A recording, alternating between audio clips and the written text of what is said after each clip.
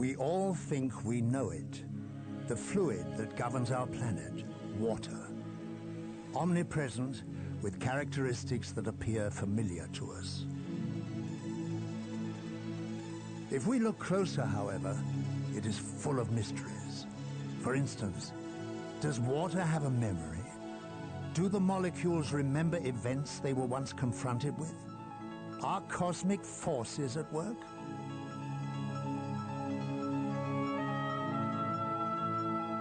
The quest for the true characteristics of water leads straight to science's front line, where fact and mystery mingle. There, where but a few steps separate misconceptions from discoveries that change the world.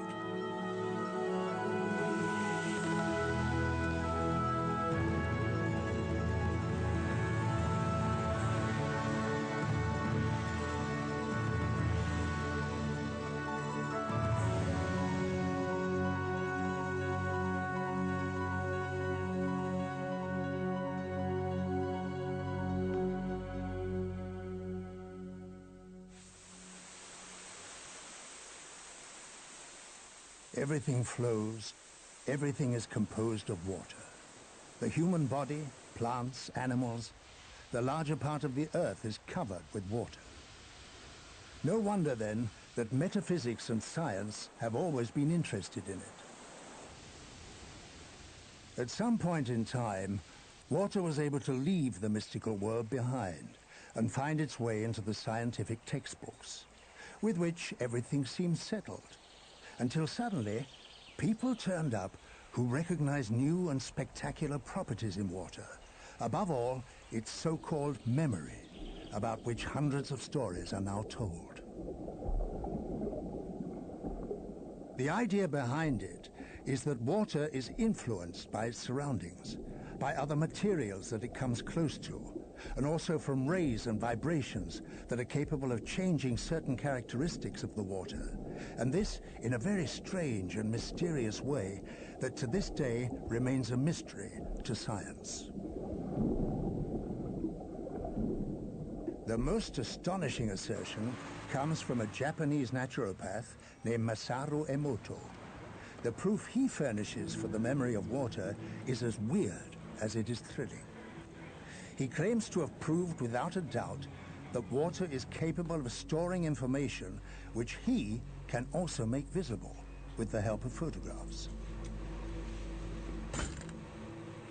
The form of water's ice crystals changes according to the nature of the information with which the water is confronted.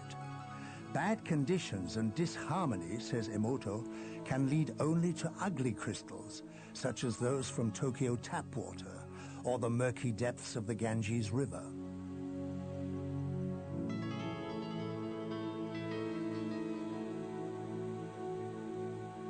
Canadian glacial water, or pure water from the Alps on the other hand, produce edifying and harmonic forms of great beauty.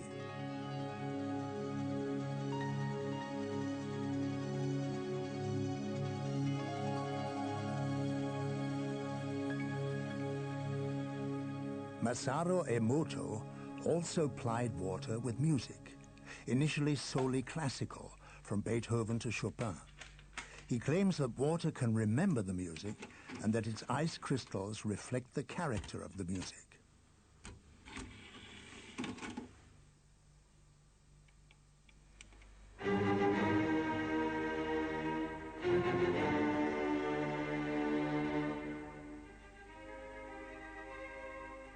As one may well expect, Emoto found that Beethoven, Chopin, and Bach prompted water to produce beautiful, evenly formed crystals, whereas modern music, most particularly heavy metal, brought forth nothing but amorphous, ugly shapes.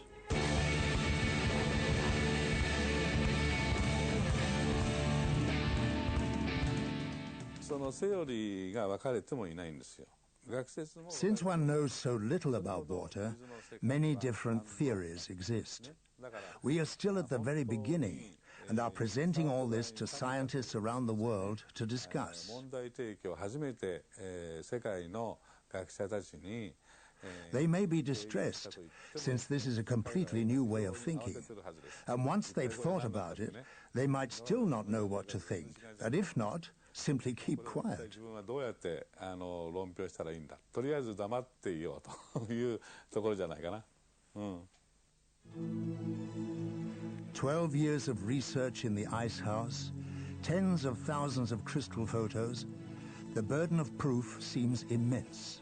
Water, Emoto states, is capable of remembering events, a claim that's enough to make any physicist's hair stand on end.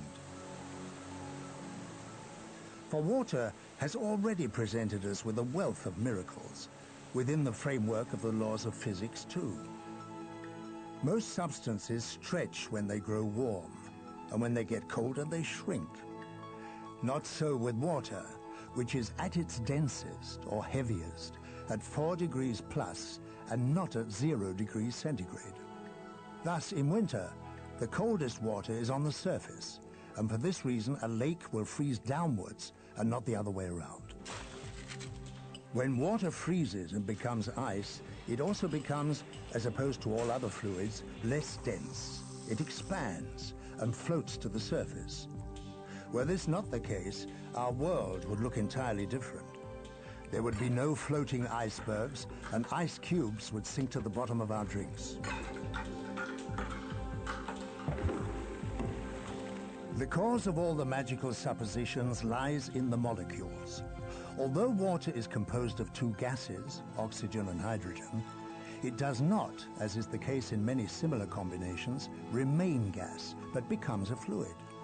The explanation is that single water molecules join other water molecules, and together they form larger, short-lived structures, and thus become fluent.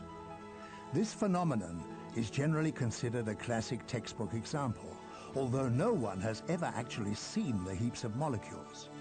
These appear to form and then dissolve again unbelievably quickly, and seem also to invest the water with a kind of temporary order, the so-called memory that can store information.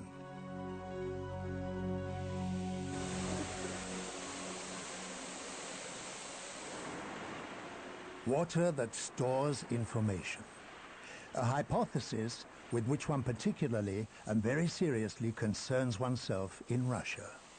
Hidden away for decades behind the Iron Curtain of the Soviet Union, researchers were protected from the shifting fashions of science, and this had the advantage of allowing them to approach a host of subjects without inhibitions. Yuri Rachmanin is considered the top authority on water research in Russia. He is vice president of the Academy for Natural Sciences.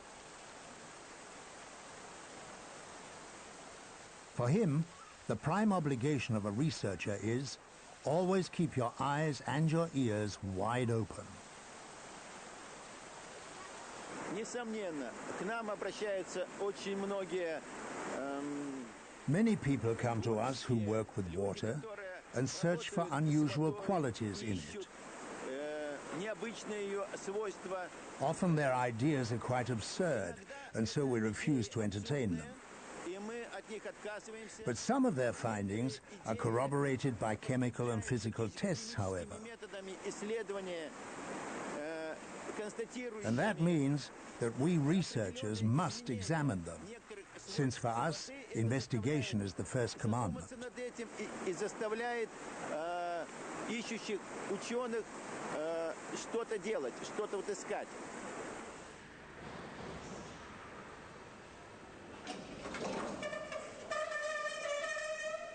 And a lot does get done in Russia.